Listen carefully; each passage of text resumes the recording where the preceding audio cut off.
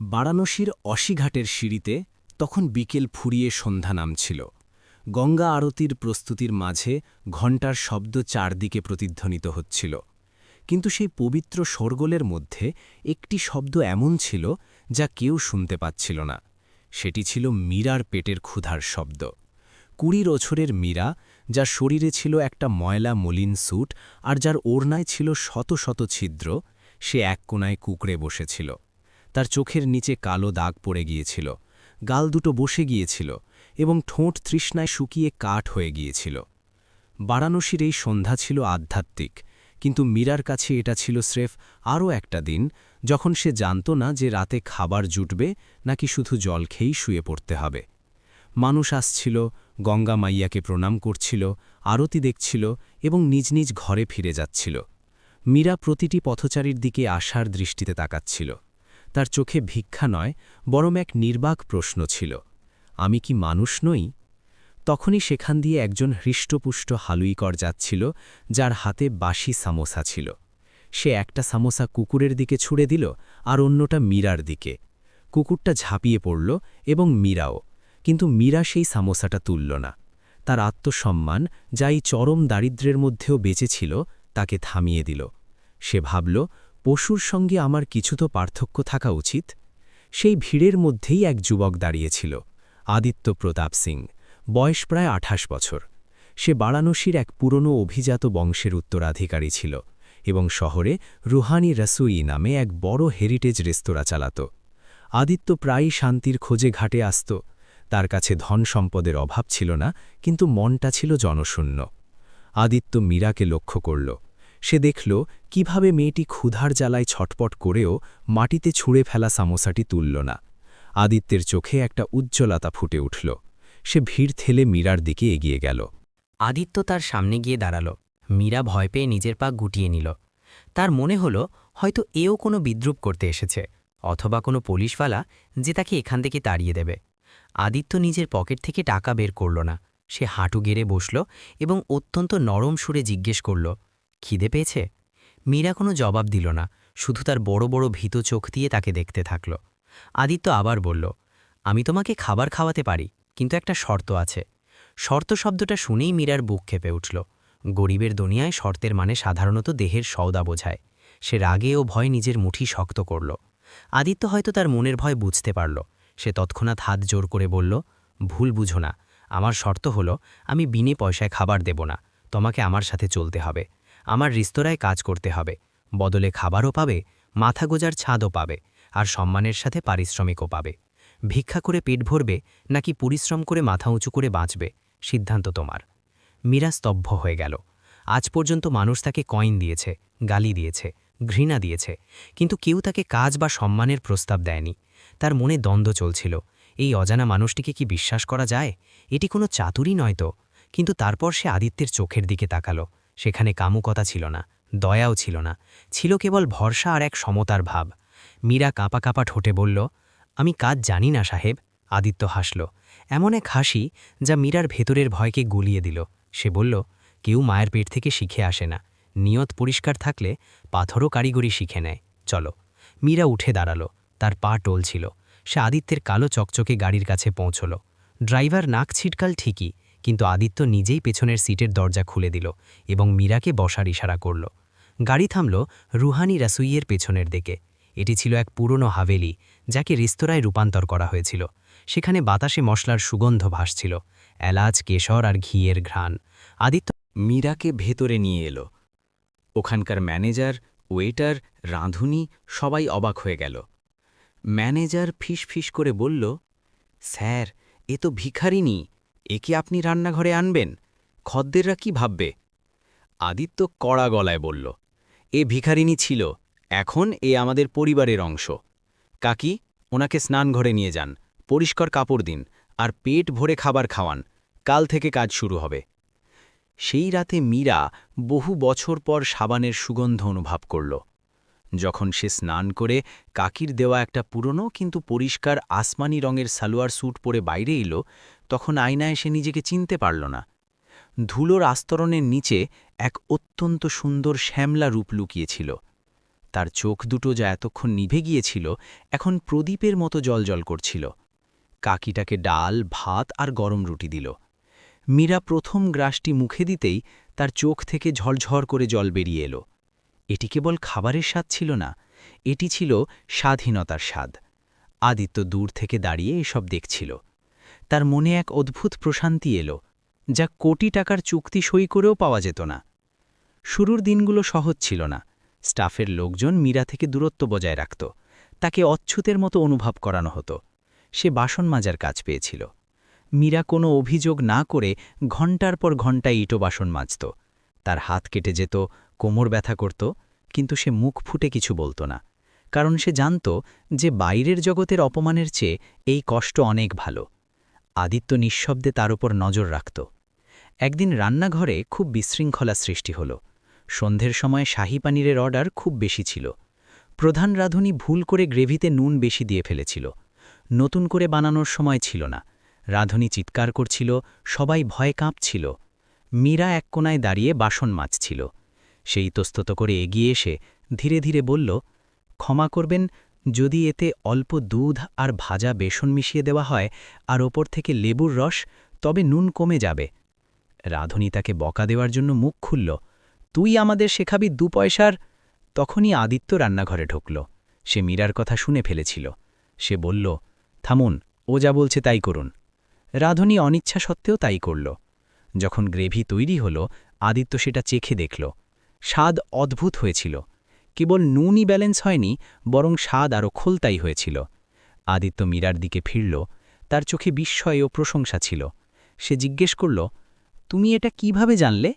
মীরা মাথা নিচু করে বলল, আমার মা, যখন আমরা ছোট ছিলাম আর কখনো কখনো নুন বেশি হয়ে যেত, মা এভাবেই ঠিক করত।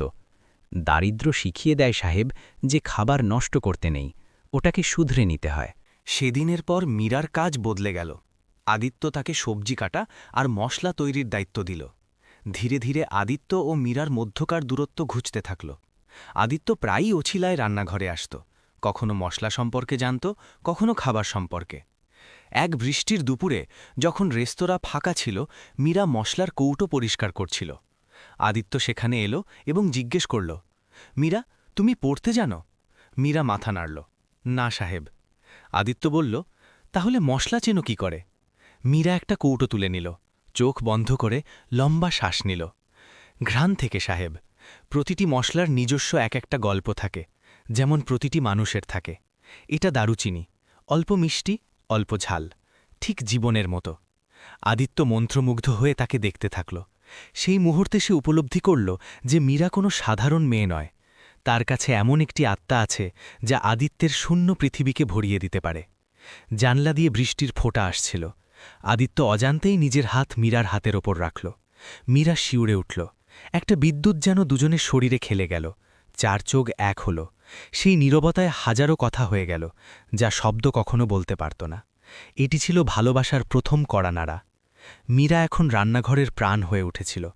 আদিত্য তাকে রান্না শেখাতে শুরু করল। মীরা খুব দ্রুত শিখছিল। তার হাতে জাদু ছিল। মানুষ এখন রুহানি রসোইতে কেবল আদিত্যের নাম শুনে নয়, বরং সেই নতুন হাতের স্বাদের জন্য আসতে শুরু করল। কিন্তু ভালোবাসা কখনো সহজ পথে চলে না। আদিত্যের মা সুমিত্রা দেবী, যিনি একজন কঠোর ও পুরনো ধ্যান ধারণার মহিলা ছিলেন, তিনি যখন জানতে পারলেন যে তার ছেলে এক ভিখারিনীকে শুধু মাথায় তুলছেই নয়, বরং হয়তো তাকে ভালোবাসতেও শুরু করেছে, তখন তার পায়ের তলা থেকে মাটি সরে গেল। একদিন রেস্তোরাঁয় এক বড় পার্টি ছিল। শহরের মেয়র এবং বড় বড় ধনীরা এসেছিল। সুমিত্রা দেবীও সেখানে উপস্থিত ছিলেন। মীরা সেদিন অতিথিদের জন্য বিশেষ বেনারসি থালি তৈরি করেছিল। মীরা যখন খাবার পরিবেশন করতে হলে এলো, তখন এক ধনী মহিলা, যিনি মীরাকে কয়েক মাস আগে ঘাটে দেখেছিলেন, চিৎকার করে উঠলেন, আরে, এই মেয়েটি তো সেই যে অশ্বিঘাটে বাটি নিয়ে বসত।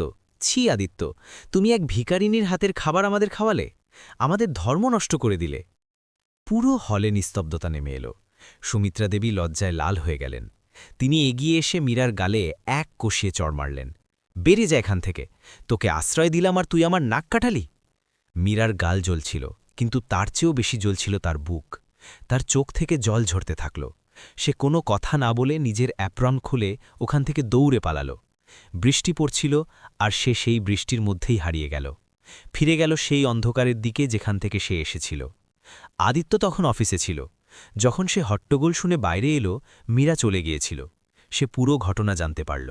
সেদিন প্রথমবার আদিত্য তার মায়ের চোখের দিকে তাকিয়ে কথা বলল। মা, আপনি ওকে নয়, আমার হৃদয় চড় মেরেছেন। ও ভিখারিনী ছিল না, ও এই রান্নাঘরের অন্নপূর্ণা ছিল। আর আপনারা যাকে ধর্ম নষ্ট হওয়া বলেন, আমি তাকে মানবিকতা বলি। ও যদি এই বাড়িতে না থাকে, তবে আমিও থাকব না। আদিত্য পাগলের মতো নিজের গাড়ি নিয়ে বৃষ্টির মধ্যে নেড়িয়ে পড়ল। আদিত্য পুরো বেনারস চষে ফেলল, প্রতিটি ঘাট, প্রতিটি গলি, প্রতিটি মন্দির। বৃষ্টি থামার নামই নিচ্ছিল না, তার মন ভেঙে যাচ্ছিল। সে কি মীরাকে চিরতরের জন্য হারিয়ে ফেলল? রাত তখন 2 বাজে। ক্লান্ত হয়ে আদিত্য অশিঘাটের সেই জায়গায় পৌঁছাল যেখানে মীরার সঙ্গে প্রথম দেখা হয়েছিল। সেখানে একটি গাছের নিচে ভিজে একসা হয়ে কাঁপতে কাঁপতে মীরা বসেছিল। সে নিজের হাঁটুতে মাথা গুজে রেখেছিল। সে কাঁদছিল না, শুধু পাথর হয়ে গিয়েছিল। আদিত্য দৌড়ে তার কাছে গেল। সে নিজের কোট খুলে মীরাকে জড়িয়ে দিল। মীরা, সে ডাকল। মীরা মাথা তুলল। তার চোখে অভিযোগ ছিল না, ছিল কেবল এক গভীর উদাসীনতা। সে বলল, সাহেব, আপনি কেন এলেন? আমি ওখানেই ঠিক ছিলাম। আবর্জনাকে প্রাসাদে রাখলে সেটা সোনা হয়ে যায় না। আদিত্য তার মুখ নিজের হাতের মুঠোয় নিল। আদিত্যের চোখ দিয়ে জল গড়িয়ে পড়ল। তুমি আবর্জনা নাও মীরা, তুমি আমার জীবন। ওই প্রাসাদে, ওই রান্নাঘরে আর আমার বুকে শুধু নিস্তব্ধতা ছিল। তুমি এসে সেটা ভরিয়ে দিয়েছ। তুমি জানো না, কিন্তু গত 6 মাসে আমি শ্বাস নিতে শিখেছি কেবল তোমার কারণে। মীরা অবিশ্বাসের চোখে তাকাল। কিন্তু সমাজ, আপনার মা? আদিত্য তাকে বুকে জড়িয়ে নিল। বৃষ্টি আরও তেজ হল। যেন আকাশও তাদের মিলনে খুশিতে কাঁদছে।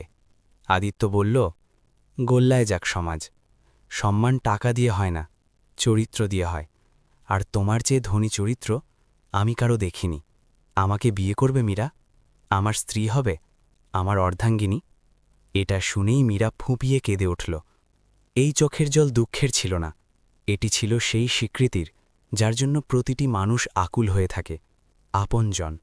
সে ধীরে ধীরে মাথা নাড়ল। আদিত্য তাকে কোলে তুলে নিল। 7ম অধ্যায়। রুহানি রাসুই এখন কেবল একটি রেস্তোরাঁ নয়, বরং একটি ব্র্যান্ড হয়ে উঠেছিল। কিন্তু এর চেয়েও বড় কথা ছিল এই যে আদিত্য ও মীরা মিলে একটি সংস্থা খুলেছিল, আপনাঘর। এখানে তারা সেই মেয়েদের ও শিশুদের নিয়ে আসত যারা ঘাটে ভিক্ষা করত। তাদের রান্না করা, সেলাই, কড়াই কাজ এবং পড়াশোনা শেখানো হতো। আজ রুহানি রাসুইকে ভারতের সবচেয়ে মর্যাদাপূর্ণ কুকিং অ্যাওয়ার্ড দিয়ে সম্মানিত করা হচ্ছিল। মঞ্চে আদিত্য দাঁড়িয়েছিল। সঞ্চালক মাইকে ঘোষণা করলেন, আর এখন আমি ডাকতে চাই এই সাফল্যের পেছনের আসল শক্তিকে, মিসেস মীরা আদিত্য সিং। মীরা মঞ্চে এলো।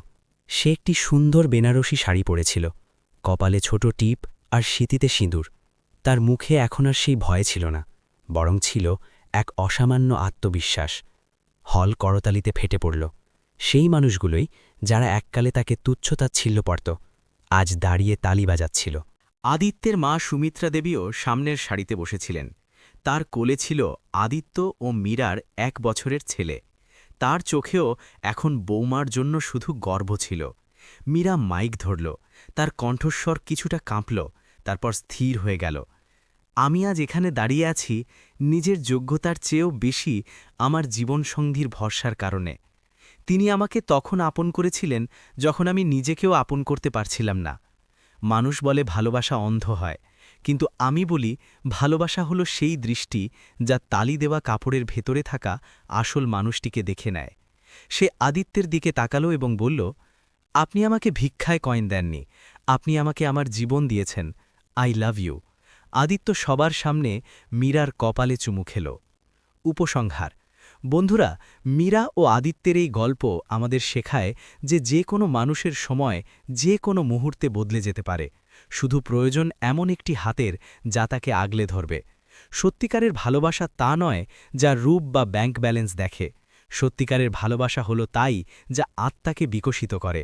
আজ আমরা রাস্তায় কত না গরিবকে দেখি আর মুখ ফিরিয়ে নিই। কে জানে, তাদের মধ্যে হয়তো কেউ আগামীকালের মীরা বা কোনো হারানো হীরা। যদি আমরা সামান্য দয়া আর একটু ভরসা দেখাই, তবে এই পৃথিবী সত্যিই স্বর্গ হয়ে উঠতে পারে।